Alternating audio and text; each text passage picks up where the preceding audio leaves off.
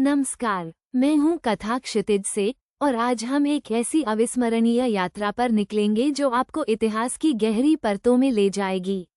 हम बात करेंगे उस पौराणिक नगरी की जिसके कण कण में भगवान राम की कहानियाँ बसी हैं। जी हाँ, अयोध्या।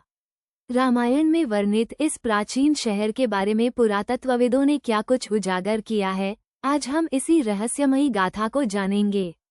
सदियों से अयोध्या का नाम सुनते ही हमारे मन में भव्य महलों, ऋषि मुनियों की तपोभूमि और धर्मपरायण राजाओं के वैभवशाली जीवन की कल्पनाएं साकार हो उठती हैं।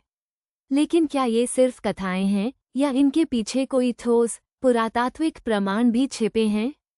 पुरातत्वविदों ने इसी सवाल का जवाब खोजने के लिए दशकों तक इस पवित्र भूमि की खुदाई की है और उनके निष्कर्ष वाकई अद्भुत हैं। अयोध्या में पुरातात्विक खोजों की शुरुआत ब्रिटिश काल में अलेक्जेंडर कनिंघम जैसे विद्वानों के साथ हुई थी। उन्होंने यहाँ के प्राचीन टीलों और खंडहरों को चिन्हित किया जो सदियों से धरती में दबे पड़े थे।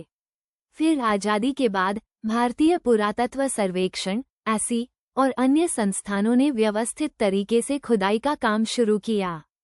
खुदाई के दौरान जो सबसे महत्वपूर्ण बात सामने आई वो ये कि अयोध्या कोई हालिया बसावट नहीं है, बल्कि यहाँ मानव बस्तियों की एक अविच्छिन्न श्रृंखला हजारों वर्षों से मौजूद रही है।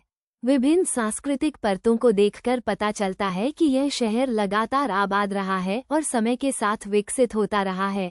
सबसे निचली और प्राचीनतम परतों में हमें उत्तरी काले पॉलिश वाले मृदभांड (NBPW) संस्कृति के अवशेष मिले हैं।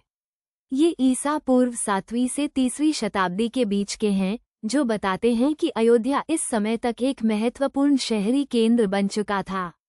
इस काल में यहाँ मिट्टी के खूबसूरत बर्तन, लोहे के उपकरण और ईंटों से बनी संरचनाओं के अंश मिले हैं, जो एक समृद्ध और संगठित समाज का संकेत देते हैं। इसके बाद हमें कुषाण और गुप्त काल के स्पष्ट प्रमाण मिलते हैं। गुप्त काल, जिसे भारत का स्वर्ण युग कहा जाता है, उस दौरान अयोध्या अपनी भव्यता के चरम पर थी। इस काल के मंदिरों के अवशेष, टेराकोटा की मूर्तियां, सोने के सिक्के और विभिन्न कलाकृतियां यहाँ की धार्मिक और आर्थिक समृद्धि की कहानी बयां करती हैं। कल्पना कीजिए उन प्राचीन सड़कों पर चलते हुए जहाँ कभी राजा और प्रजा दोनों एक साथ विचरण करते थे। लेकिन सबसे दिलचस्प सवाल ये है कि क्या इन खोजों में रामायणकालीन अयोध्या के साक्ष्य मिलते हैं? पुरातत्व सीधे तौर पर किसी पौराणिक चरित्र या घटना का प्रमाण तो नहीं देता, लेकिन यह उन भौतिक परिस्थितियों का चित्र प्रस्तुत करता है जो ऐसी महान गाथाओं का आधार बन सकती हैं। अयोध्या में कई स्थानों पर, विशेष रूप से विवादित स्थल पर की गई खुदाई में एक विशाल संरचना के नीचे अनेक परतों में प्राचीन निर्माणों के अवशेष मिले हैं। इनमें स्तंभों के आधारों की एक लंबी श्रृंखला शामिल है जो एक विशेष क्रम में व्यवस्थित थी। इन स्तंभों के आधारों को कई पुरातत्वविदों ने एक बड़े मंदिर या सार्वजनिक भवन के हिस्से के रूप में देखा है, जो संभवतः कई बार पुनर्निर्मित हुआ होगा। इन संरचनाओं की कार्बन डेटिंग से पता चला कि ये ईसा पूर्व की शुरुआती शताब्दियों से लेकर मध्यकाल तक की विभिन्न अवधियों से संबंधित हैं। कुछ रिपोर्टों और अध्ययनों में ईसा पूर्व 2वीं सहस्राब्दी के आसपास की मानव बस्तियों के प्रमाण भी मिले हैं, जो उस समय के शहरीकरण और जनजीवन पर प्रकाश डालते हैं। यह वह कालखंड है जिसे मौखिक परंपराएं रामायण के साथ जोड़ती हैं। हालांकि यह कहना मुश्किल है कि ये सीधे तौर पर भगवान राम की अयोध्या के प्रमाण हैं, लेकिन यह निश्चित रूप से उस भूमि की एक समृद्ध और प्राचीन शहरी विरासत को पुष्ट करता है जिस पर रामायण की रचना हुई। पुरातत्व हमें सांस्कृतिक निरंतरता, शहरी विकास और उन सामाजिक धार्मिक प्रथाओं की झलक देता है जो एक स्थान को पवित्र बनाती हैं।